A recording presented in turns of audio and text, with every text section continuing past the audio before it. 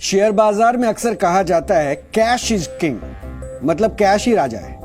और कैश का मतलब सामान्य तौर पर आम लोगों के लिए उन रुपयों से होता है जिसे हम देख सकते हैं, छू सकते हैं या कहीं संभाल कर रख सकते हैं। मेरे पास अभी हाथ में 500 रुपए का ये नोट है। ये 500 रुपए का नोट, इस नोट के साथ क्या क्या हो सकता है? ये नोट फट सकता है, गुम हो सकता है, चोरी हो सकता है, मुड़ सकता है, पुराना हो सकता है, जल सकता है, पानी में भीग सकता है, या कोई छीन सकता है, या फिर किसी दूसरे वजह से खराब भी हो सकता है। इस नोट की एक सेल्फ लाइफ है, यानी लगातार इस्तेमाल होने की वजह से एक समय के बाद ऐसा हो जाएगा कि ये नोट इस्तेमाल करने के लायक भी नहीं होगा। फिर मैं इसे बैंक में जमा करूंगा और इसके बदले मुझे फिर इसी कीमत का दूसरा नोट दिया जाएगा। इसके बाद बैंक इस नोट को आरबीआई को भेजेगा और आखिर में इस नोट को नष्ट करके इस्तेमाल से बाहर कर दिया जाएगा और इसकी जगह इसी कीमत का नया नोट छापा जाएगा। तो ये कहानी है इस 500 रुपए के नोट की, और ऐसा ही सब कुछ बाकी नोट के साथ भी होता है।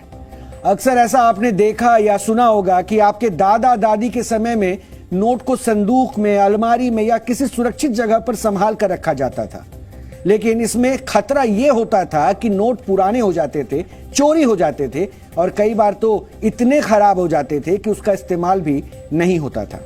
फिर बैंकों में पैसा रखने का चलन ज्यादा बढ़ा। हालांकि अभी भी छोटे छोटे शहरों में बचत का पैसा लोग घर में संभाल कर कैश के रूप में रखते हैं।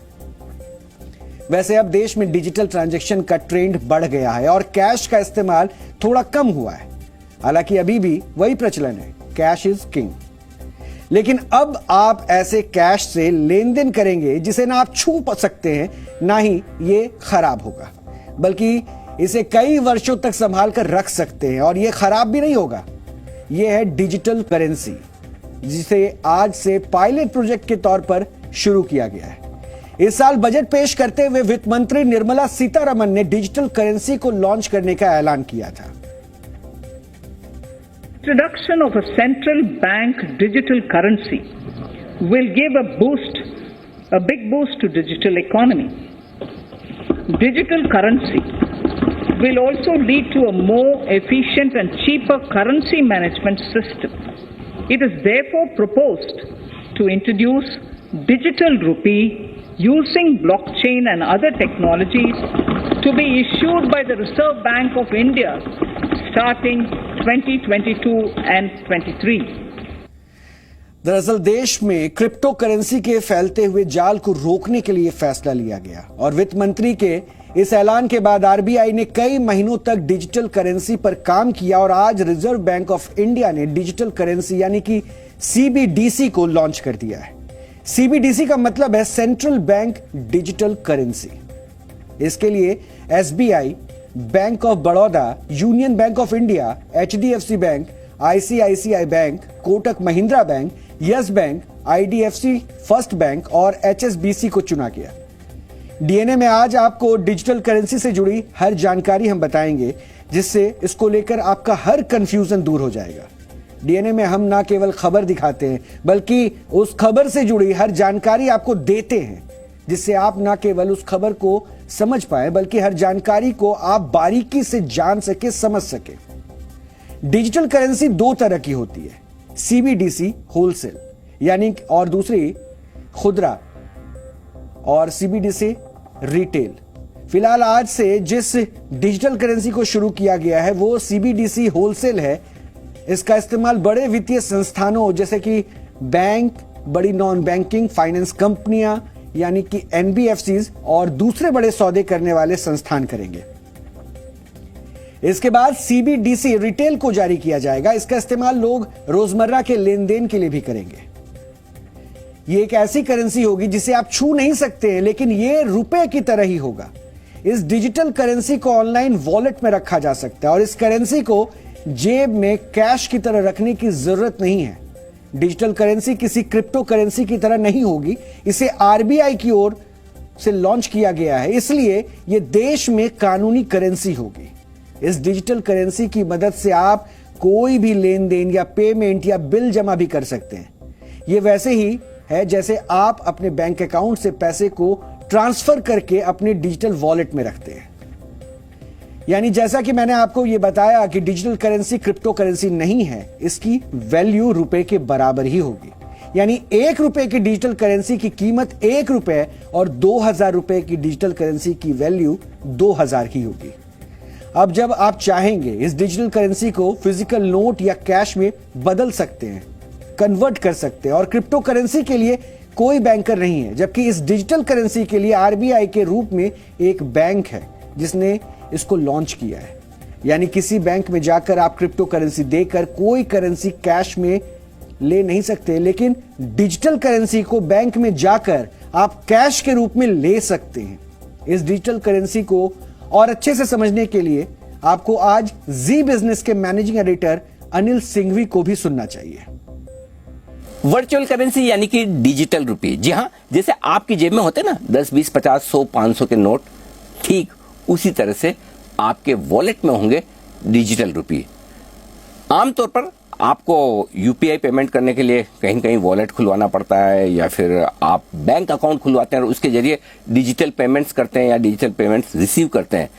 डिजिटल रुपये की सबसे बड़ी खासियत यह होगी कि आपको अलग से बैंक अकाउंट खुलवाने की जरूरत नहीं है, और बैंक अकाउंट नहीं भी है तब भी आप इसका इस्तेमाल कर पाएंगे, और आगे चलते हुए इंटरनेट कनेक्शन ना होने पर भी आप इसका इस्तेमाल कर पाएंगे। जी हाँ, ये बड़ी सुविधा होगी, और सुविधा बिल्कुल ठीक उसी तरह से जैसे आप कैश देते हैं ना किसी को, आपने कुछ खरीदा कैश दे दिया, ठीक उसी तरह से आप डिजिटल रुपये में पेमेंट कर पाएंगे। और दूसरी क्रिप्टो करेंसी के विपरीत ये करेंसी एकदम लीगल होगी, आरबीआई के द्वारा जारी की जाएगी। यानी कि आरबीआई की बैलेंस शीट में जब नोट जारी होते हैं तो लायबिलिटी के तौर पर दिखाया जाता है, यानी कि आरबीआई कहता है कि ये मेरी जिम्मेदारी है इसका भुगतान करने की। ठीक उसी तरह से डिजिटल रुपये भी आपके लिए आरबीआई की तरफ से एक लायबिलिटी के तौर पर, उनकी गारंटी के तौर पर माना जाएगा। फिलहाल 2 तरह की डिजिटल रुपये होंगे। शुरुआत करने के लिए जो पायलट प्रोजेक्ट लॉन्च हुआ है वो हुआ है होलसेल करेंसी के तौर पर, जिसमें बैंक्स आपस में ट्रांजैक्शन करेंगे, जो गवर्नमेंट सिक्योरिटीज के या उनके आपस के पेमेंट्स के जो ट्रांजैक्शन होते हैं वो डिजिटल रुपये होलसेल में होंगे। और आगे चलते हुए आपके हमारी सबकी सुविधा के लिए डिजिटल रुपये रिटेल भी जारी किया जाएगा, जिसमें आप और हम सब इस्तेमाल कर पाएंगे। और ये डिजिटल रुपये ठीक उसी तरह से होगा, अगर आपको डिजिटल रुपये को नोट में बदलना है, फिजिकल नोट आपको आरबीआई से मिल जाएंगे, या आपके पास फिजिकल नोट हैं और आपको डिजिटल रुपये चाहिए तो आपके पास वो भी कन्वर्ट हो पाएंगे, यानी कि पूरी तरह से कन्वर्टेबल। तो ये एक बड़ा बदलाव होगा जिसमें आरबीआई अपनी लायबिलिटी के तौर पर फिजिकल नोट छापने के बजाय आपको डिजिटल रुपये में लेन देन करने की सुविधा देगा। तो डिजिटल करेंसी कैसे काम करती है ये तो आपने समझ लिया। अब इस करेंसी को लॉन्च करने के बाद आरबीआई किस तरह से आगे काम करेगी ये हम आपको समझाएंगे। लेकिन जैसा कि अभी आपको बताएगा कि डिजिटल करेंसी लॉन्च होगी और डिजिटल करेंसी कैसे काम करती है ये भी आपको हमने समझाया, और अब इस करेंसी को लॉन्च करने के पीछे की वजह क्या है ये जानना भी अब आपके लिए बेहद जरूरी हो जाता है। डिजिटल करेंसी की वजह से पैसों का लेन देन बेहद आसान हो जाएगा और बड़े बड़े ट्रांजैक्शन के लिए ये बेहद कारगर होगा। Cheque, draft, bank account transaction का झंझट सब कुछ खत्म हो जाएगा और मोबाइल से कुछ सेकंड में पैसा ट्रांसफर होंगे। इसके साथ ही नकली करेंसी की जो समस्या है उससे भी छुटकारा मिल जाएगा। इस करेंसी को किसी भी तरह से नष्ट नहीं किया जा सकेगा और इसे लंबे समय तक संभाल कर रखा जा सकता है। सबसे बड़ी बात, पेपर नोट की जो प्रिंटिंग का खर्चा है वो भी बचेगा। देश में 4 जगहों, मध्य प्रदेश के देवास, महाराष्ट्र के नासिक, तमिलनाडु के मैसूर और पश्चिम बंगाल के सबलोनी में नोट को छापा जाता है। आरबीआई के मुताबिक हर साल नोटों की छपाई में करीब 4,500 करोड़ रुपए का खर्च होता है और आरबीआई की रिपोर्ट के मुताबिक 2021-22 में नोटों की छपाई पर 4,985 करोड़ रुपए खर्च हुए थे। 2020-21 में नोटों की छपाई में 4,012 करोड़ रुपए खर्च हुआ था, जबकि 2019-20 में 4,378 करोड़ रुपए खर्च हुए थे। और नोटों की छपाई में पिछले 5 साल में सबसे ज्यादा खर्च 2016-17 में हुआ था। उस साल 7,965 करोड़ रुपए खर्च हुआ था, क्योंकि इसी साल नोटबंदी हुई थी। 50 रुपए के 1,000 नोट को छापने का खर्च 1130 रुपए है और 100 रुपए के 1,000 नोट को छापने का खर्च 1770 रुपए है, जबकि 200 रुपए के 1,000 नोट को छापने का खर्च 2370 रुपए है और 500 रुपए के 1000 नोट को छापने का खर्च 2290 रुपए है। वहीं 2000 के 1000 नोट को अगर छपवाया जाता है तो उसमें खर्च आता है 3540 रुपए।